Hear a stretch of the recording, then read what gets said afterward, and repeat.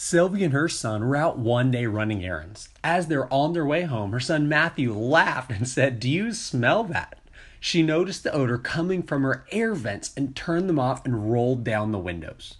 It smelled like something had rotted in the vents and worried about what they might be breathing in. Sylvia headed to her local auto shop. The technician listened to the issue. He said, "Yes, it's not a great smell. A clogged air filter might start to develop an odor. It can be unpleasant, like rotten eggs or a burning smell." Think of it like a coffee filter. You can't reuse the same filter over and over because it would get clogged with old grounds and create terrible old coffee.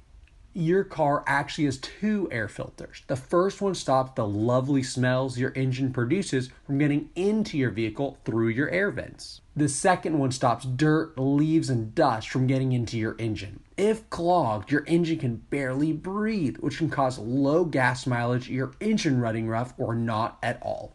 Turns out it was a fast, simple replacement, and Matthew and Sylvia were back on the road breathing fresh air. If you're having some of the same issues or have any questions, give us a call and talk to one of our friendly auto repair experts today.